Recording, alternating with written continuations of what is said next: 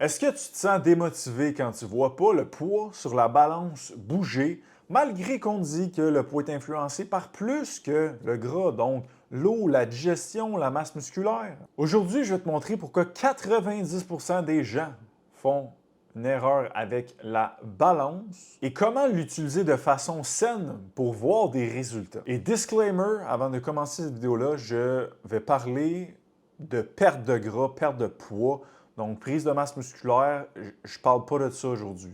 Je parle vraiment de perte de gras, perte de poids. Donc, avant qu'on commence, c'est quoi l'erreur? On va regarder qu'est-ce qui impacte le poids sur une balance. Je vais te nommer quelques trucs. Tes os, tes organes, ton gras, tes muscles, ton niveau d'hydratation, ce que tu as dans ton système digestif, la rétention d'eau, la masse sanguine, et je pourrais continuer comme ça encore. Puis c'est souvent ça qu'on va dire aux gens qui se pèsent à tous les jours puis qui capotent un peu avec le poids, c'est comme regarde tout ce qui influence le poids sur la balance. Et là, on voit souvent la vidéo de genre le gars, il boit comme 2 litres d'eau, il se repèse, puis là, il est plus lourd. Puis c'est comme, ah, tiens, tu vois à quel point le poids sur la balance, tu sais, faut pas trop tu t'y fies, puis il faut pas trop virer fou avec ça. Donc, c'est vrai qu'il y a beaucoup de choses qui impactent le poids sur la balance. Puis j'aborderai dans le même sens qu'il faut pas venir fou avec ça, puis qu'il faut pas se peser à tous les jours si on ne trippe pas là-dessus. Puis comme ça, je suis tout à fait d'accord avec ça, qu'il y a tellement de choses qui impactent le poids qu'on va voir, le chiffre qu'on va voir sur la balance.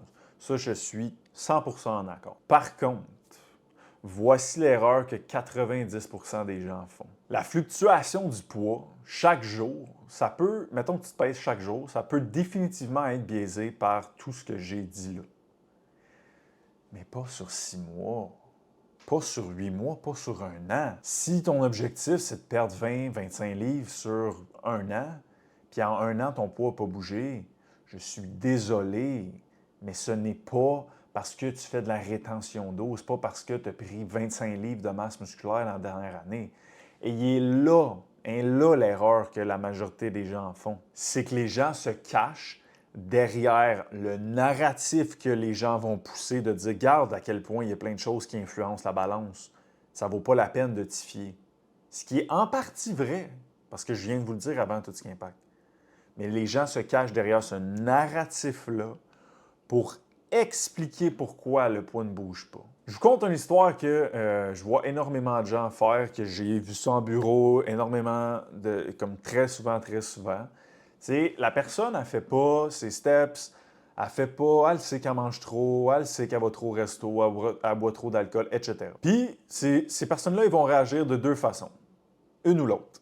Soit la première, ils vont se peser, puis ils vont dire ah, mais ce poids-là, c'est de la rétention d'eau. Ce poids-là, c'est parce que j'étais constipé. Donc, ils vont mettre le blâme sur tout ce que je vous ai nommé auparavant. OK? Donc, rétention d'eau, la digestion, la masse musculaire, name it. Mais l'histoire là-dedans, c'est que la personne ne fait pas ses affaires. Donc, ça, c'est une stratégie d'évitement que je pourrais voir. C'est comme, ah non, mais c'est à cause de ça. L'autre, la personne ne se pèse pas. En expliquant pourquoi elle ne se pèse pas, c'est qu'elle dit c'est parce que la balance check toute la fluctuation, ça peut venir de l'eau, ça peut venir de là, ça peut. Fait que moi, j'aime mieux pas m'y fier parce que ça ne me dit pas vraiment toute la vérité, ce qui est en partie vrai.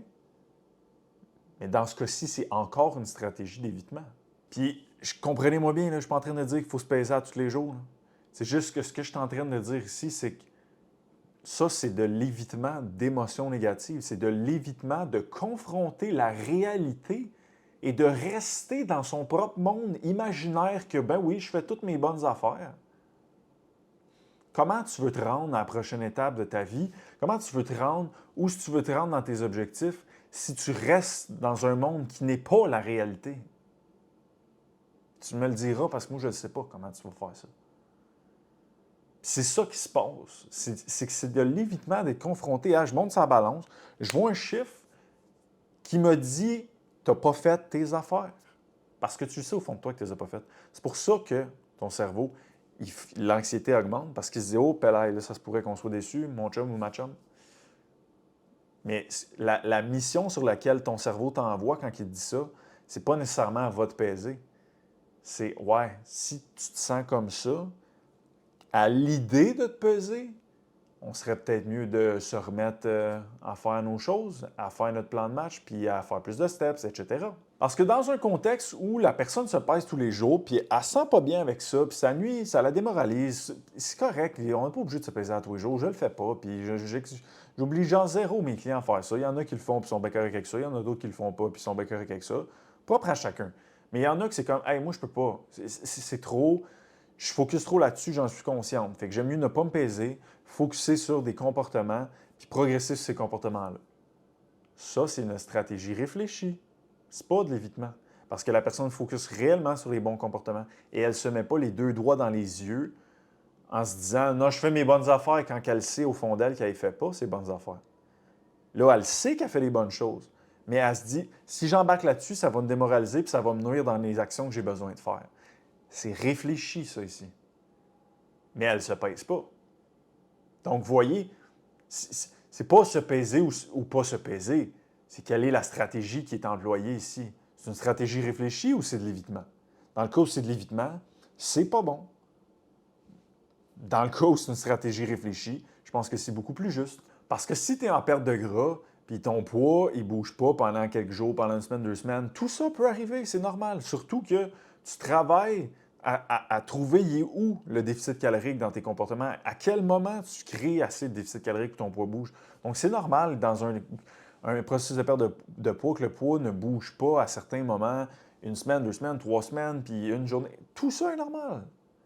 Mais c'est parce qu'après 8 mois, si tu avais 25 livres à perdre, puis tu étais encore 25 livres, comme si tu le même poids, je comprends que tu peux prendre un peu de muscle, je comprends qu'il y a de l'inflammation, je le nie pas. Mais un moment donné, il faut arrêter, là. Ça a le dos large, là, cette excuse-là, là, de la masse musculaire, là, puis de l'eau. Là. Comme si tu as pris 25 livres de masse musculaire en 6 mois, donne-moi tes trucs, parce qu'il y en a une shitload de boys qui aimeraient ça les savoir, ces trucs-là. Là. OK, donc, c'est vraiment sur du long terme que je parle. T'sais, sur du court terme, je pense que c'est normal que vous ne la voyez pas bouger. Sur du court terme, est-ce que je vous encourage à vous peser à tous les jours? Non, c'est pas ça que je dis du tout. Absolument pas même. Je vous encourage d'utiliser des stratégies qui sont réfléchies pour vous aider à avancer vers votre objectif final. Mais je ne vous encourage pas à éviter vos émotions négatives et éviter de faire face à la réalité. Si je peux vous donner un exemple qui n'est pas de l'ordre du fitness, puis j'ai mis une vidéo sur Instagram récemment, c'est comme si vous voulez économiser 500 $, mais que vous ne faites pas les bons comportements pour l'économiser. Okay? Vous le savez, vous dépensez les affaires que vous n'auriez pas dû dépenser. Là. Vous le savez au fond de vous. Là. Et là, c'est comme si vous dites, j'irai pas voir ce qu'il y a dans mon... Je ne vais pas aller voir le compte rendu de mon compte en banque. Parce que vous le savez, quand vous allez ouvrir votre petite application, vous allez avoir une belle petite claque au visage parce que vous allez dire, vous allez voir la réalité en face. C'est la même chose avec la balance quand vous ne faites pas vos comportements et vous êtes dans le déni de comme non, mais je ne veux pas le voir. Je ne veux pas avoir la vraie vérité en pleine face que je ne fais pas mes comportements. Donc, je continue de ne pas les faire et d'éviter de faire face à la réalité et continuer de vivre dans mon monde virtuel et comme pas imaginaire, c'est un vrai monde, là, mais mon monde où je pense que oui, je fais mes shit, mais au fond de moi, je le sais très bien que j'ai fait. Parce que une balance, ça reste un outil. Puis cet outil-là, il n'est pas parfait. Puis on l'a vu, là, il y a plein de choses qui impactent ça. Là. Fait que c'est juste qu'il faut l'utiliser intelligemment, comme tout autre outil. Un marteau, tu peux cogner un clou comme tu peux te cogner un doigt, hein, tu comprends-tu? Comme un outil, c'est bon, c'est pas bon, ça dépend comment tu l'utilises ton outil. Mais c'est la même affaire avec la balance. Comme c'est bon, ça va quand. Tu sais, je veux dire, sur du long terme, là, si tu as 30 livres à perdre, ben tu ne prendras pas 30 livres de masse en un an. Je t'ai supposé le voir là, pour bouger. Là. Si tu as 5 livres, OK, là, c'est plus juste. Là, peut-être que tu pourrais prendre la masse, etc. Mais une grosse perte de poids sur du long terme, là, le poids est supposé diminuer. Donc maintenant, sachant que tu ne veux pas éviter, hein, parce que, by the way, si vous ne voulez pas augmenter vos émotions négatives, le petit in ici, ceux qui font de l'anxiété, là, la meilleure manière d'augmenter l'anxiété, c'est par évitement. C'est comme ça que ça fonctionne. Donc, si vous voulez diminuer l'anxiété, il faut diminuer l'évitement. Et si la balance est évitée, bien, ça peut être une première petite piste de dire hey, je vais montrer à mon cerveau comment que ça fonctionne maintenant. Il a envie d'éviter, mais je ne le ferai pas. Et la gradation, parce que tu veux t'exposer à des trucs anxieux qui sont de l'ordre de 4 et moins sur 10. Fait que si la balance, c'est du 2 sur 10 d'anxiété, on est dans une bonne exposition. Okay? Donc, n'allez pas faire des affaires 8 sur 10. Là. Mais vous pouvez déjà commencer à penser en si j'évite, l'anxiété augmente. OK? C'est comme ça que ça fonctionne.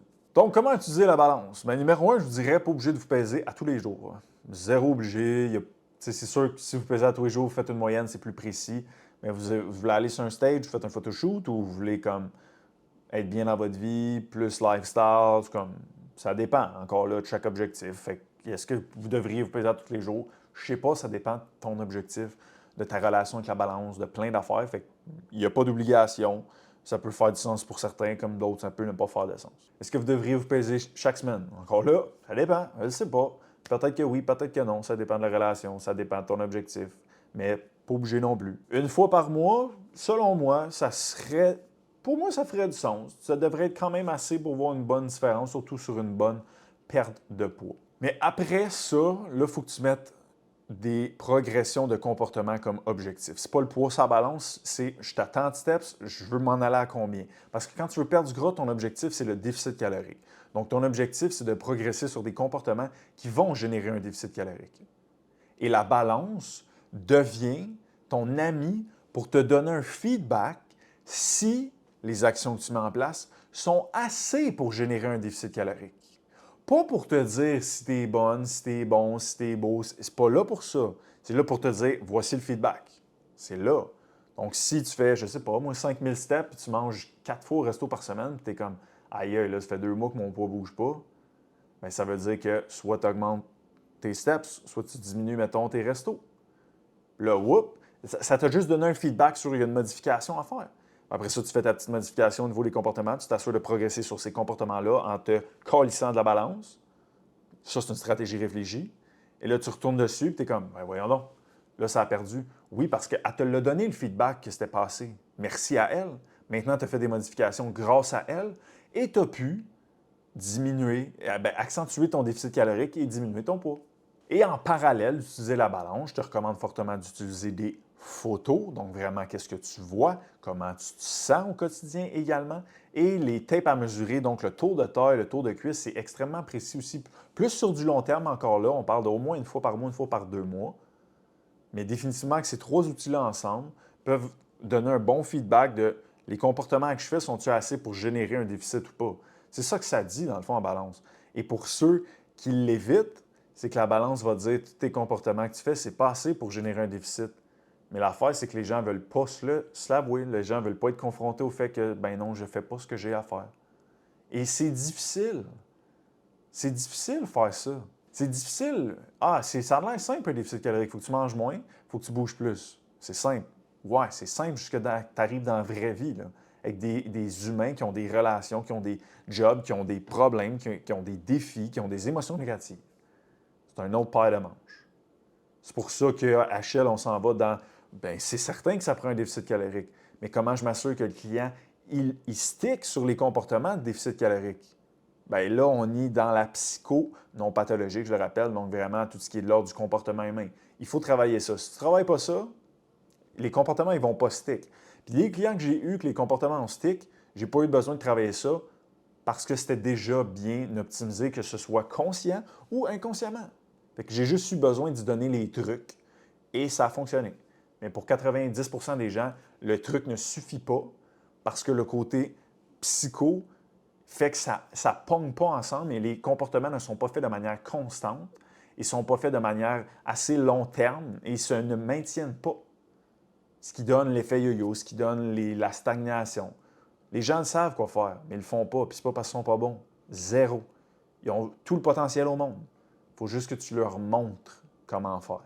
Et c'est ça qu'on veut faire chez HL, c'est ça qu'on fait avec nos clients chez HL. En terminant, je voulais vous partager, je vais mettre la photo dans l'écran, un témoignage d'une de nos clientes, Marie-Soleil, qui nous écrit ceci. Depuis quelques semaines, j'ai arrêté de me peser à chaque matin parce que cette action m'amenait beaucoup de frustration. Le fait de ne pas voir le poids bouger sur la balance me décourageait beaucoup. J'ai donc décidé de mettre le focus sur les actions que je pouvais mettre en place, comme manger moins de resto, manger plus de petites portions, manger des aliments sains et surtout continuer de tracker mes calories actives. Stratégie réfléchie ici. Elle a fait textbook, qu'est-ce que je viens de dire. Mais un client avec l'API, hein? Donc je ne suis pas surpris. Cette semaine, mon collègue de travail me regarde et me dit « Coudon, t'as perdu du poids, toi? » Et moi, de lui répondre « Ben, dis-le à la balance parce qu'elle n'est pas au courant. » Eh bien, ce matin, j'ai décidé de me peser. Mon collègue avait bien raison. J'ai perdu plus de 5 livres depuis la dernière fois que je me suis pesé. La morale de cette histoire, mettez le focus sur des choses dont vous avez le contrôle et le reste n'aura pas le choix de suivre. Et voilà. Et voilà. Ça, c'est une stratégie réfléchie. C'est pas de l'évitement. Mais elle ne s'est pas pesée. C'est pas grave. Parce que c'était conscient, c'était en parallèle, je suis en train de faire mes bons comportements et je le sais. Puis, mais que je remonte dessus, elle va me donner le feedback si c'était assez, ce que j'ai fait. Et sinon, je modifierai quelques trucs. That's it, that's all. Et vous voyez, la balance n'a pas le choix de suivre quand les comportements sont bien exécutés sur du long terme. Je ne sais pas c'est quoi le rate, là, si tu as 1 mois, 2 mois, 3 semaines, je ne le sais pas, mais sur du long terme, là, pensez 6 mois, là, si votre poids n'a pas bougé d'un poil, là, ou vous avez pris du poids, puis vous avez au moins un 20 livres à perdre, c'est pas de l'eau, c'est pas votre digestion, c'est pas de la masse musculaire, il n'y a pas eu de déficit calorique, donc les comportements n'ont pas été assez là, donc il n'y a pas eu assez de dépenses, et il y a eu trop de rentrées, ça n'a pas créé de déficit, il n'y a pas eu de perte. Après ça, peut-être que c'est juste que vous n'avez pas cette précision-là sur c'est quoi ces comportements-là à faire. Bien, ça se peut. Okay? Ça, c'est le premier volet, comment que nous, notre plan là, pour aider les gens chez HL. Le volet 1, c'est d'identifier avec eux c'est quoi les comportements à faire pour, mettons, générer un déficit calorique. On identifie ça. Mais comme j'ai dit, le volet numéro 2, c'est qu'il faut travailler sa psycho pour que ces comportements-là soient faits de manière constante, semaine après semaine, mois après mois, année après année. C'est ce qui fait que les deux pognent ensemble et on a des résultats qui sont longs, qui durent longtemps et qui sont durables. Donc voilà pour le podcast d'aujourd'hui, en espérant que ça vous a fait ouvrir les yeux sur... ça peut être une stratégie réfléchie et brillant, comme ça peut être de l'évitement.